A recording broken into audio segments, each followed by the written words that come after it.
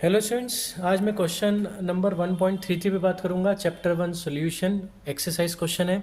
इससे पहले मैंने 1.32 तक के वीडियोस अपलोड कर दिए हैं सॉल्यूशन के, जाकर देखना। तो क्वेश्चन बोल रहा है 19.5 gram of fluoro acetic acid is dissolve in 500 gram of water. ठीक है, तो लिख लेते हैं क्या क्या गिवन है, शुरुआत करते हैं। ठीक है, तो लिखते चलते हैं। हमें दिया 19.5 gram of fluoro acetic acid, मतलब उसका मास गिवन है, given mass. Dissolve in 500 gram of water, तो मास ऑफ वाटर मतलब जो सॉल्वेंट है उसका मास 500 ग्राम है। Depression in freezing point del T F हमें दिया है 1 डिग्री सेंटीग्रेड। हमें क्या फाइंड करना है? टू फाइंड हमें करना है वेंटो फैक्टर आई की वैल्यू और के ए की वैल्यू। ठीक है, तो स्टार्ट करते हैं। डिसोसिएशन कांस्टेंट और वेंटो फैक्टर की वैल्यू हमें निकालनी है। सबसे पहले हम निकालेंगे मोलिलिटी। तो मोलिलिटी निकालने से पहले हमें मोलर मास निकालना पड़ेगा फ्लोरो एसिटिक एसिड का, एम बी। 2 कार्बन है तो 2 इंटू 12, 3 हाइड्रोजन है तो 3 इंटू 1, 2 ऑक्सीजन है तो 16 इंटू 2 और फ्लोरीन एक है तो 19 इंटू 1, 24 प्लस 3 प्लस 32 प्लस 19। ठीक है, तो ये हमारा मास आएगा 78 ग्राम पर मोल। अब निकालते हैं मोलिलिटी, वो होगा W B by M B into W A into 1000 का इसलिए क्योंकि मास हमें वाटर का ग्राम में दिया हुआ है।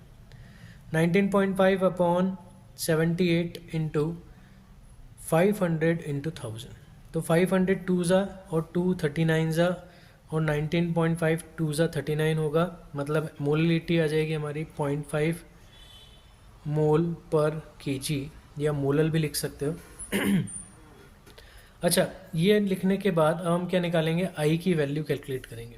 ठीक है, क्या फाइंड करेंगे? I, Van't Hoff factor. तो हमने पढ़ा है del T F equals to I into K F into M.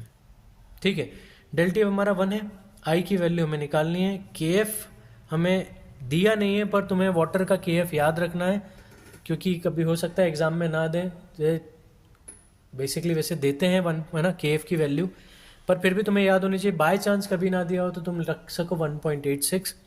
और मोलिलिटी हम निकाल चुके हैं 0.5, तो आई हमारा हो जाएगा 1 अपॉन 1.86 इंटू 0.5। ठीक है, ऊपर 10 हो गया 2 ज़ा, तो आई हमारा हो जाएगा 2 अपॉन 1.86, जिसको कैलकुलेट करके हमारा आई आएगा 1.075। अब आई निकल गया तो हम अल्फा निकाल सकते हैं। I equals to 1 plus alpha. Dissociation के लिए याद रखना आई 1 प्लस अल्फा होता है। 1.075 इक्वल्स टू 1 प्लस अल्फा।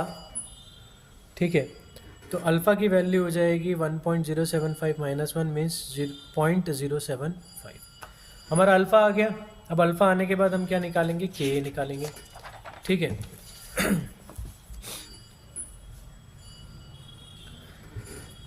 तो भाई फ्लोरो एसिटिक एसिड CH2FCOH वाटर में डालेंगे। CH2FCO negative plus H3O positive. Initial concentration इसका है 0.5, इन दोनों का 0.0।